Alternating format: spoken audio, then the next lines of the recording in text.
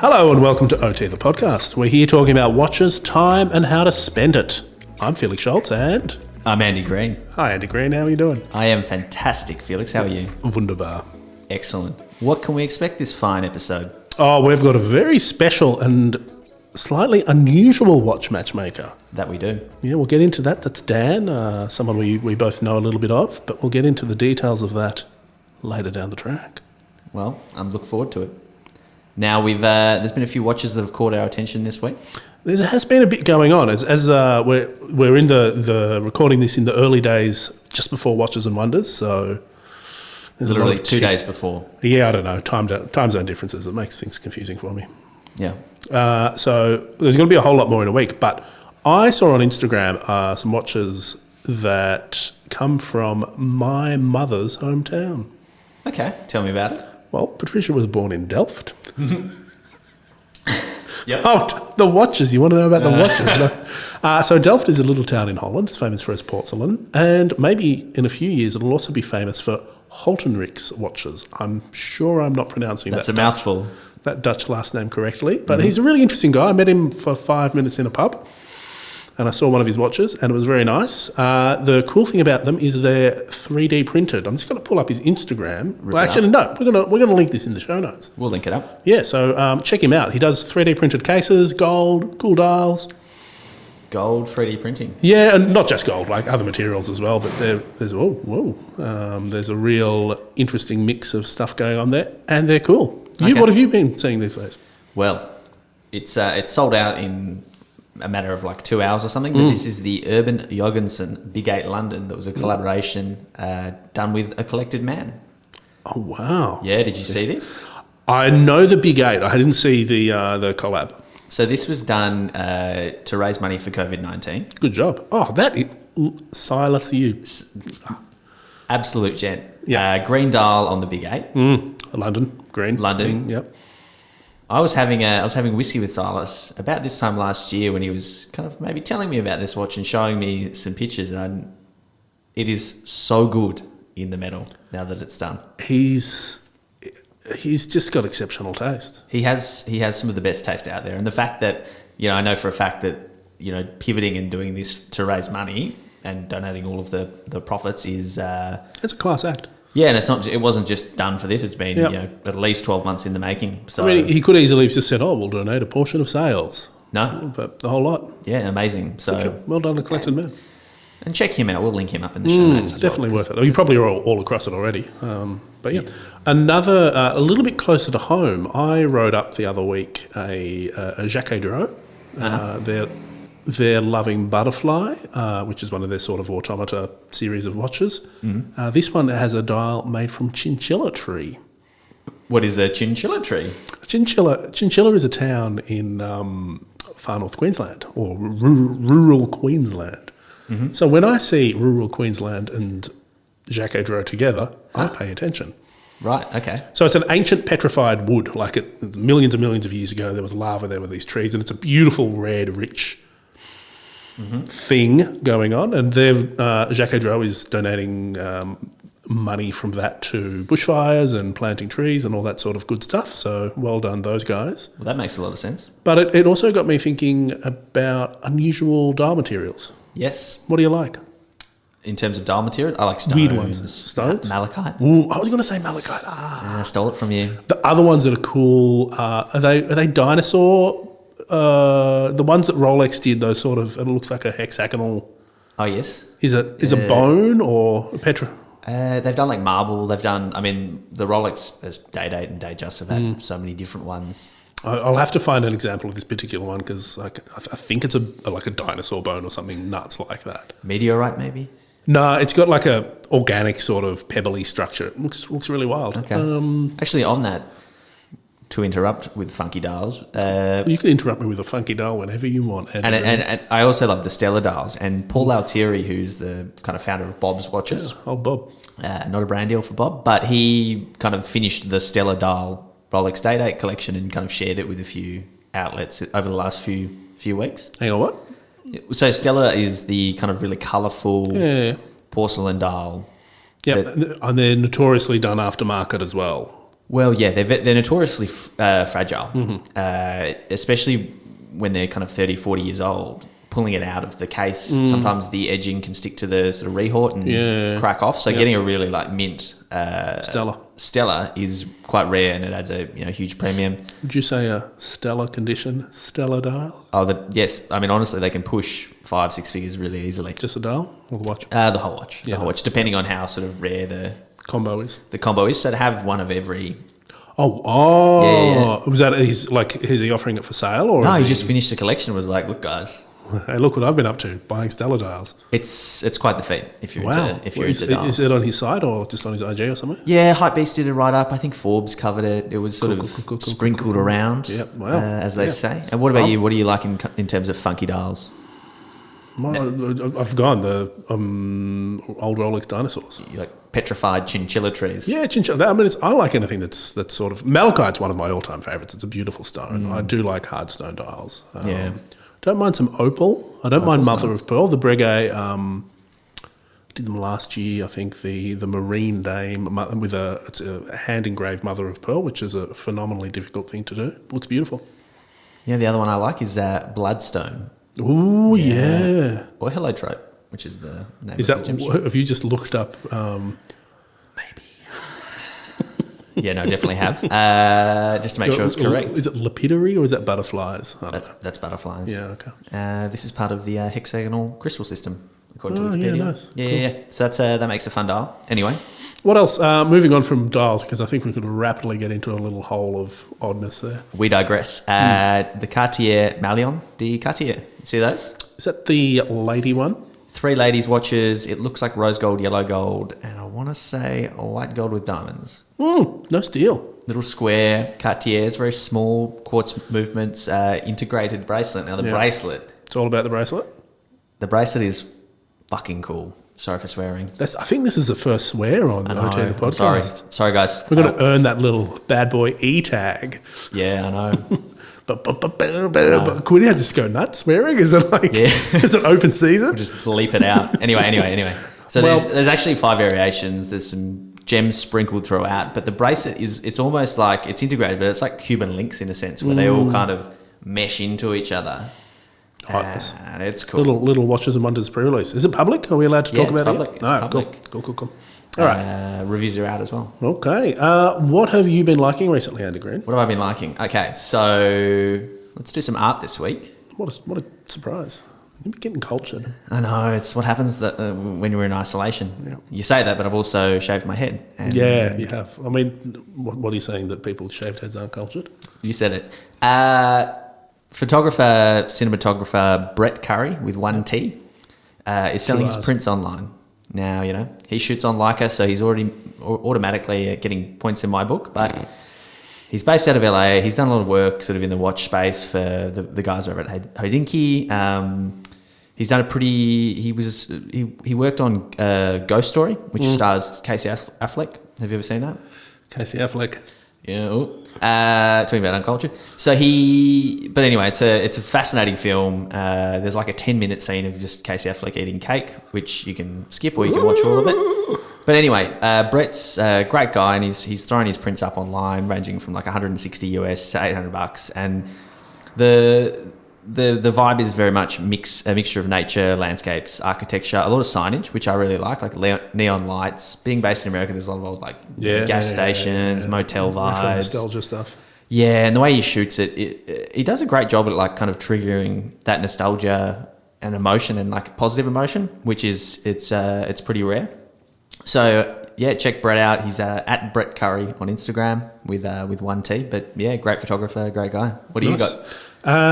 Little less highbrow. Well, it's not highbrow. I've gone with a YouTube channel that's popped up during self-isolation times. John Krasinski's Something Good News. Okay. Some Good News. Sorry. So John Krasinski, the actor from The Office and Jack Ryan and lots of other things, married to... Emma Stone? Emily Blunt? Stone. Which one? Blunt. And he's basically put together a little sort of vaguely faux news station that only talks about good news. It's very wholesome. It's great. And he's obviously got the wherewithal to make this happen. He'll get little call-ins from famous people, and he did a cute thing the other day where he got a prom happening, and I want to say he got Chance the Rapper playing at his prom, like just nice. Yeah, and it's lots of funny little stuff. One bit I particularly liked was Brad Pitt's weather report. Very cool. He's a funny man. Yeah, he is, and it's just really nice. And I mean, it's I think in a broader thing, you can question the point of celebrities in times like this. Like a lot of celebs have copped flack for like Ellen. Compared being stuck in her mansion to being in prison, which it's funny. I heard Jerry Seinfeld. He recently got asked that, and he said, "Why would you ask me? People like us don't get asked how we are. We just don't." But and whereas he's sort of doing what any celebrity probably should be doing in this time, which is using their power and influence to make people's lives a little bit happier for good. Yeah, and he's flexing and I think doing some sort of stuff with like news carriers and a bit of corporate. Very cool. Yeah, so it's just nice. He's a funny man, and one of my favourite stories that he has is when he was going to the UK for like one of the first times, and on his visa he put actor, and so customs at the UK were kind of like, "Oh, who are you?" They didn't know who he was. He said he was in the office. They're like, "No, you're not." Oh, yeah. And then he's like, "Oh, you might know my wife. She's Emma Blunt." And they were in awe that he was married to her. Like they were just like punching up. Yeah, they couldn't put she's great. Together. One of my favourite watches is the one with Tom Cruise in the future. Yes, Edge of Tomorrow. Yeah. That's a great movie. Anyway, fantastic. You know who else is a big fan of Edge of Tomorrow? Our watch matchmaker, Daniel. Yeah, he likes it. Do you want me to? That's your turn. Yeah, okay. I think we'll do this. So this is an email from Dan. Congrats on the podcast. Look at that little self-pat on the back there. We didn't have to include that line. I thought it was worth it. Thank you, Dan. Listen to the first step today. I have a legitimate question for you. Better than those illegitimate questions that we get. And something he's been thinking about heaps. After buying the Berthier sub last year and then the gold sub, I have no idea where to go from now. This is the definition of first-hand problems. What a predicament. So just to recap there, lovely Berthier sub, which, is going to be maybe an 80s, 70s vintage. I don't know. No, I think it's 1990. Is Dan that young? Oh, sorry, no, the gold sub that he has. Berthier's 86, I think, 84. Okay, all right. God, he's the same age as me. That makes me depressed. Where's your gold sub? Exactly. And he's got a gold sub, which is lovely. So he has no idea where to go. I hated Rolex for years because it's again, earning that explicit tag, douchebags with money were buying.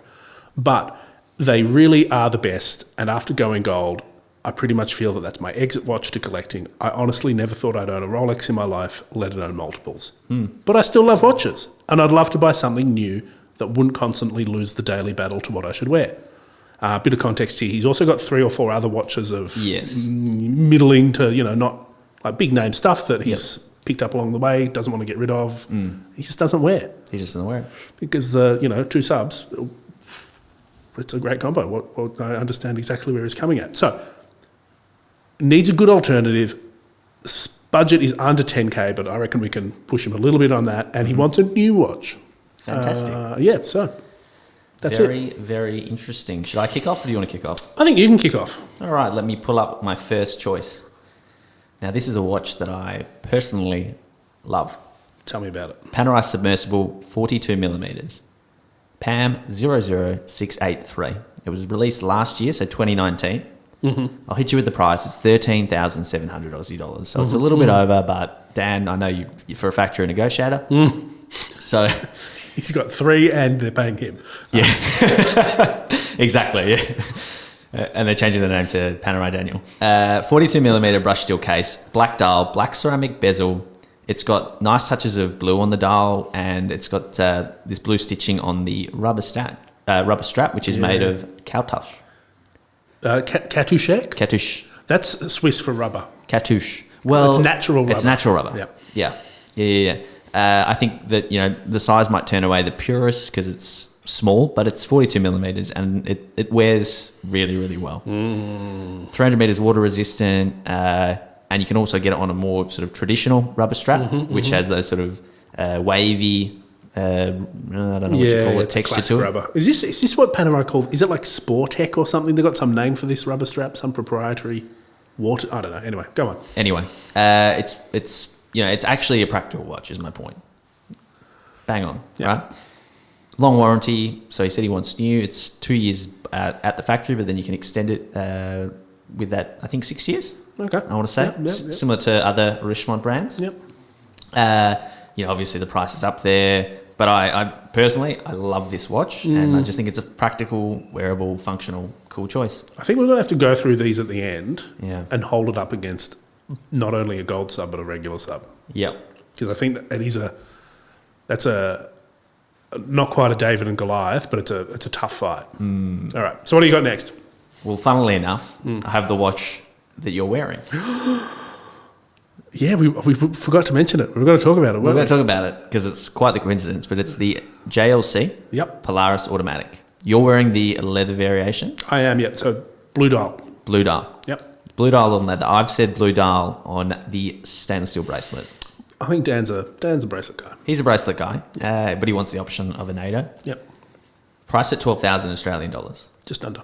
Oh, steel, yeah. Steel on bracelet is $12,000. Yep. It is that sporty blue dialed watch in stainless steel. But the dial I think is what makes it quite interesting. It's got sort of a concentric dial design, funky hour markers, funky hands. The layers to the dial give it a bit of a multi-dimensional look. Yep. So it's got that sort of center in the middle, which has got that sort of sunray pattern. Then you go out to the next ring that has the hour markers on it, and it's got more of a grainy finish to it. Yep. And then the internal bezel ring has a matte finish to it. Yeah, it's a rich dial. It's rich. It's got a lot of good things going on. Yep. I think in terms of balance, obviously it's got the twin crowns, so for your time setting, but also the internal bezel crown that does balance it out. Yep. I think it's a sharp look. I think Dan wears a suit. I mean, this is pretty suity, but also not too dressy. It's pretty suity. It's not too dressy. The case and the bracelet do have a mixture of sort of those polished and brushed, but more brushed than polished. So I think he'll feel comfortable with it, knowing Solid. what he owns. Yep. So it's 41 millimeters. It's in the size of the watches that we were talking about. And obviously it's got the clear case back as well. So you've got a nicely decorated movement. Yep. Good brand. I mean, I think that plays in as well. It's got to be a bit of prestige there. And it's if he's sort of worried about brand perception, perhaps it's sort of people that are into watches are going to really know what it is, and other guys are probably just going to say, "Hey, nice watch." Yeah, certainly it doesn't have that associated Rolex thing. It's where it's still got heaps of legit credibility. So I've thrown that out there. You're obviously wearing it. What do you think? Do you agree with me? Well, it's funny. So I've got this JLC Australia sent it down because I think they don't have much in the way of marketing activities at the moment. No events certainly. Yeah. So they thought, well, we've got this stuff sitting in the safe. We might as well, It took some convincing, but we said yes, we'd take it on. Yeah, I signed the loan form, and I'm like, yep, okay, I'm not going anywhere. It's going to be safe on my wrist. So it's really nice. It's a lovely. I can see this is a great daily watch.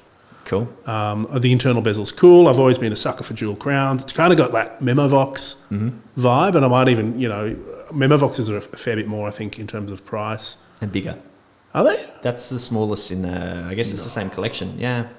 I always thought that. Okay. They're 43. Really? Yeah, we'll check, but... Shut the front door. Solid choice. What's your next one?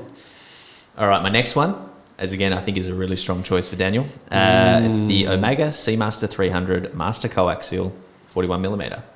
This is that James Bond, Daniel Craig one. Yep. Yes. So it's got the sort of triangle markers with the 3, 6, 9 and 12, and then the sort of guilty, vintagey loom look to it. Steel diver's watch. My first choice is the two-tone. Ooh. So actually gold and steel. Yellow gold, is that? Yeah. Yes, son. It's got that, he's an 80s kid, and it has sort of he's got a yellow gold sub. Well, he's halfway there. So he's got stainless steel, and he's got gold, but he doesn't have anything in between. Well maybe he should just hack his bracelet up. Yeah, exactly.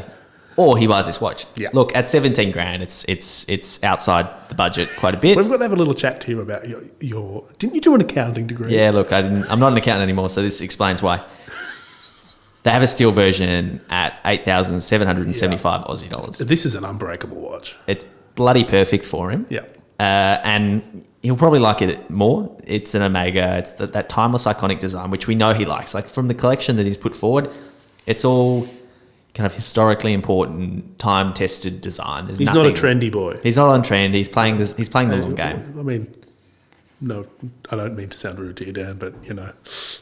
No, he's playing the long game. He's not into that he's fast into the fashion. classics. Yeah, the classics, right? Yep. And fair enough. And I think that this has got the right sort of heritage to it, Yep. sort of 50 plus years or more.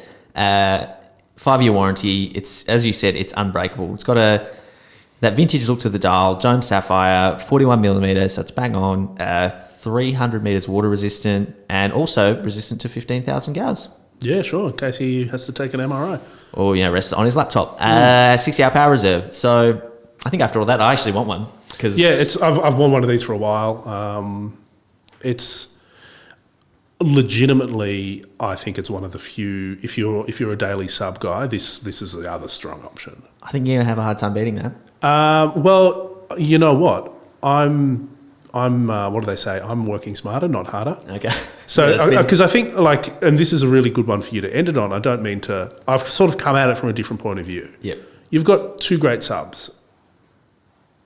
I don't want to try and replicate that. Yep. And I think the vibe certainly of that Seamaster is very much in the same. I'm not saying it looks like it, but it's a everyday solid tool watch diver with that prestige.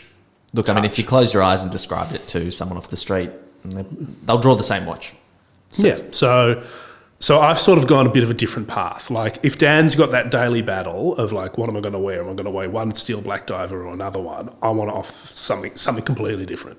Left field. Yeah, I've gone left field, and I've gone there's one sort of slightly different one in there, but okay. If that's what his concern is, like I don't want to try and beat the sub. I want to play the Rolex playing checkers. You're playing chess. I'm playing chess. Love it. Yeah. Go on. So the first one is one we spoke about a little while ago. It is the Breitling Superocean Heritage 57 limited edition. The rainbow fella. The rainbow boy. Love it. Quick recap in case you aren't familiar with it. It's a 42 mil, 250 piece limited edition, $6,800. Comes on range of straps, Milanese, Econil, fabric, la la la. That's the price on bracelet too, I believe. Okay. Yeah. Okay. So I mean, it's got that concave. Is it concave where it goes in or convex? Concave. Something like that. Cave's got one of them. One of the cons. Let's say sort of some sort of pie pan like bezel, ceramic. Powered by Breitling's version of the 2892, so a nice slim movement. That's the really thing about this. I like it's slim. It's like 0.9 centimetres. The whole really, case. the whole case? Yeah, it's under a centimetre. Oh, nuts. Yeah, so even though it is 42, the lugs are basically non-existent. Yeah, and it's very, very skinny. But obviously the cool thing is that rainbow dial. Yeah. You're not going to see many of them. And I reckon, knowing Dan, I think this is an out there choice. He might be going, man, I'm a bit bored. I got a crappy day in the office. I don't want to be doing this right now. I'm going to pull out this fun watch. It's fun, but it's still serious. It's still cool. It can still do whatever Dan does with it. And it's not going to, it's not too out there. Like, that is a great choice. I think it's really solid. I'll give you that. I don't know if he's going to go for it, but I reckon he should. No, I'm going to give you that. Yep. My next one, in a similar vein, is a little bit more out there. Oh boy. And again, it's a Mega. Yep. It's a Ploprof. Wow, the big boy. Yep. So there's a few options here. Like Ploprof line got a bit of a revamp in around a couple of years ago. This one's I've got just the basic steel. Yep. Steel on that shark mesh, and it's about just under 12K. So again, a bit over budget. Sorry, I didn't, Andy. Guilty. But if you're not familiar with this watch, I don't really know how to describe it. It's like the most James Bond sort of thing ever. It's got a big, chunky 70s design. The crown is on the left. It's got this cool red button on the right that they used to... Isn't that the crown lock? It's a crown lock. And it's a dive watch. It's a purpose-built dive watch. Also shoots lasers. Yeah, I mean, definitely something would detonate if you press that. And I'm pretty sure that the bracelet is shark-proof. Yeah, I mean, the rest of your wrist, yep, the watch will be fine. So if you get bitten by a shark in sort of that wrist region, you're going to be okay. Or if you lose your arm and eventually they find the shark, you'll get your watch back. It'll still be running. 1,200 metres water resistance. It's a brick. It's a big boy. And again, it's that same sort of rationale of I know these are all things that Dan likes. I don't know if he might hate this. I don't know. Like, it's a pretty polarizing design, but it's fun. That's a fun watch. And it's an icon, and it's got that. You don't see them too often. There's also different, like you can get some funky orange ones with white rubber straps and other stuff. So other materials as well. Yeah, titanium. Titanium gets exy. Yes. But the steel. I think there's some legs in it. It's an icon. It goes back decades. Yep. Good choice. It's big. It's bold. I'm not sure. Yeah, and I mean, like it comes down to that same sort of. If I'm looking at something against a sub, it's a very different thing. I don't know, it's an acquired taste. It looks like it's going to eat the sub for breakfast. I think it's a weekend watch. Like I've sort of gone like, what am I going to wear on the weekend? Oh, that's my worky watch. It's that and the Breitling are watches that say this is fun. Yeah, and to be fair, I think he lives down by the beach as well. So yeah. Cool. He likes. I mean, he likes punching bags. I can do it in this. All right, you got one more?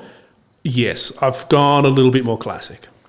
But no less cool. I've gone with Cartier's Santos de Cartier. Which size? The large model I went with. The large solid steel. I would dearly have loved two-tone, but again, pushing the budget. And also, you got a gold watch already. Let the gold be gold. Let this be something else. Sexy watch. Yeah, it's a great watch. I don't think we really need to describe it. It's that sort of classic rectangular, Cartier. A little bit more curvy, a little bit more masculine, a little bit more sporty these days in its shape. It's got the cool.